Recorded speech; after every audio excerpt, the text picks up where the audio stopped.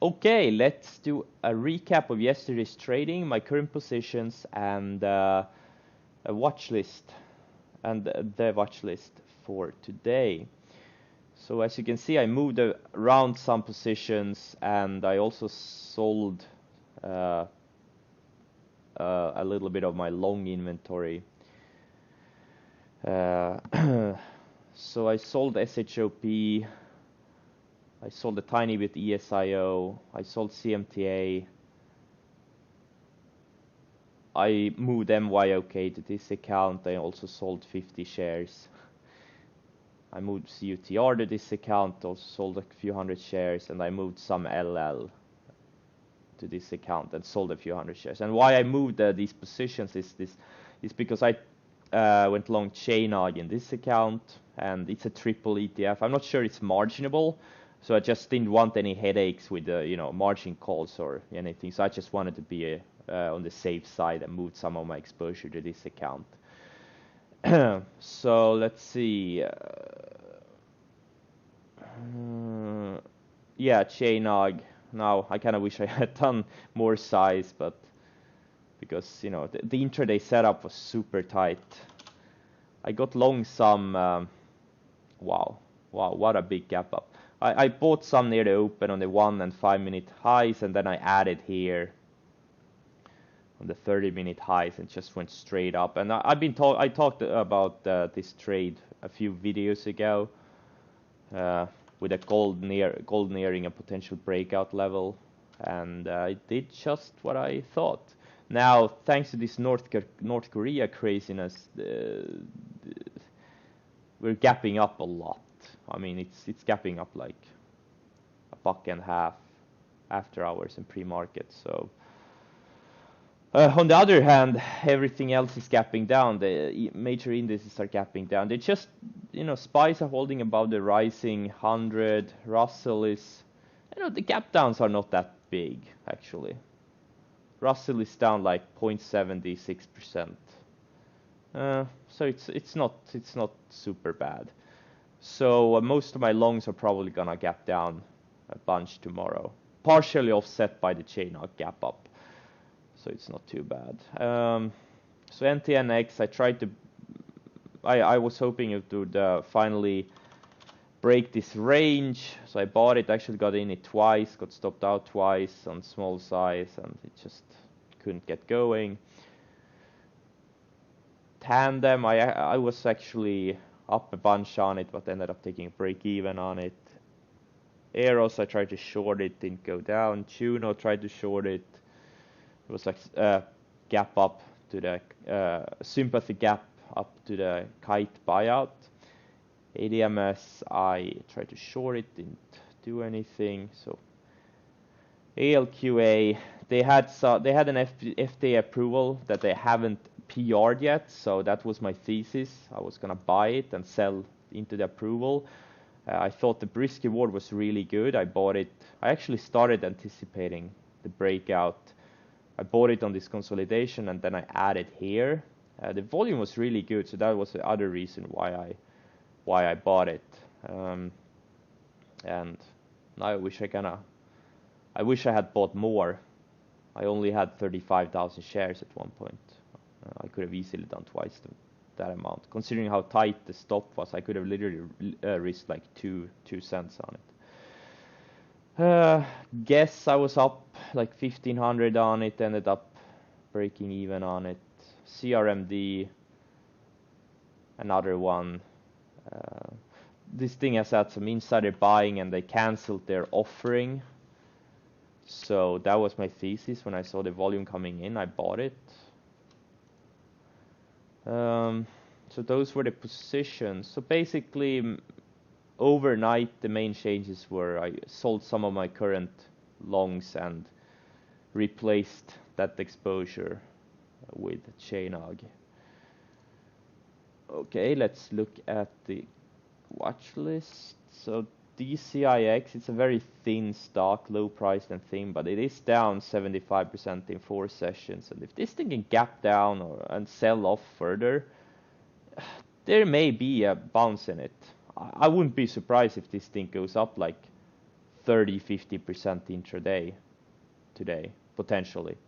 It's very thin, so you can't do a lot of size at all. But since the potential move may be kind of big, it may still be worth it. I mean, this is something at risk maybe 5 cents to make, I don't know, 20, 30. I don't know. It's too thin. If it had traded, 3-5 million shares, it would be much more interesting. I don't know. I can't decide.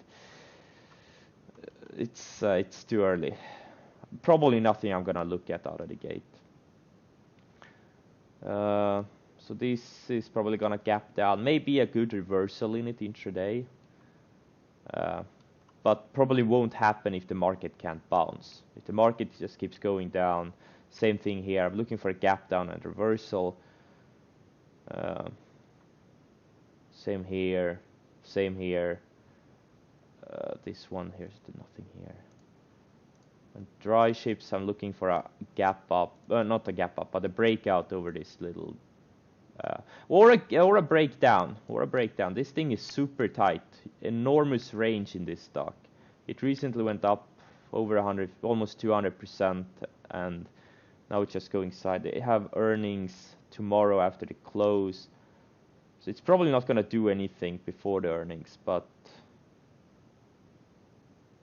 yeah, just keeping and watch since the range is so large. So some longs, Nugget. I was thinking about maybe playing the opening range highs or something like that intraday, but again, if the market manages to bounce, this thing is gonna fade.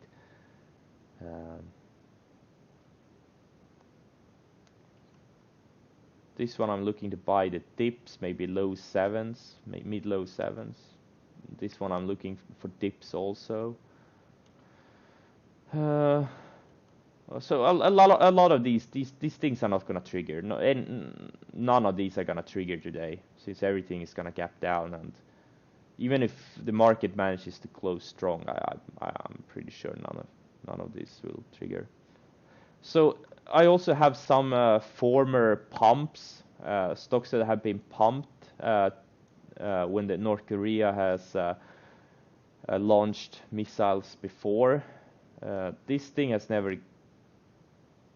never got going. This thing had a little bit of a move here on a few weeks back.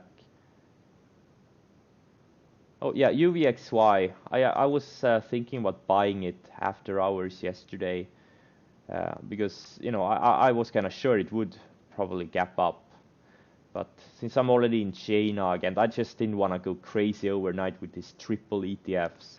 Just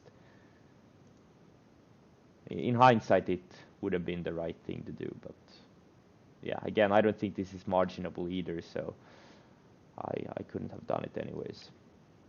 Today, this is going to be one of my main watches, both on the long and the short side, actually.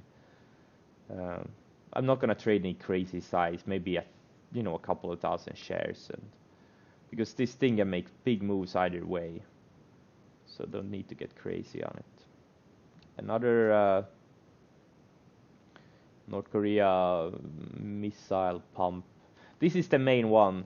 This thing had a big run back in April on North Korea nuclear threat. This thing, doubled or tripled or something in a few days. So we'll see. I mean, these things can get some volume if the usual suspects start pumping these things. Another one. So these are some I'm watching. Not really excited about any of these right now. But they could be something like ALQA and CRMD, like they pop first on some volume, goes sideways, and the volume doesn't dry up. The volume keeps coming in and then breaks out the intraday. That would be something I would be interested in, but I wouldn't randomly buy any of those. Okay, some shorts. This is gapping down. Well, all of these are gonna gap down, so probably won't play any of these.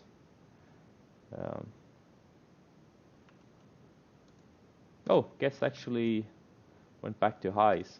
So I shorted this one yesterday. I shorted some here, had it here, and down here I was up 1500. I covered a tiny bit, and then it grinded me back, and I ended up taking a break even on it. It was up, it was day 3, and I thought it was gonna fade more, maybe even go red, but it didn't. Today would have been a great setup if the market had gapped up, but now it's gapping down, and this thing is probably open below 16. Same here, it's gonna open weak, and a lot of these setups are ruined. So let's go through the game plan on my current position. So actually I added some yesterday on the dip here. I went from like 13,000 shares to 17,000, so about 4,000. I bought another 4,000 or so. I want to see how this area acts. I'd probably size down if it loses this low 3 teens. I'd probably size down by a third or half. And this is gonna be my definite stop in case it won't go. In case it won't bounce. So again, I sold tiny bit of shares yesterday and moved up my stop. This one I have in another account, and this one I sold in my main account, so I still have tiny in another account. Yeah, we'll see what happens.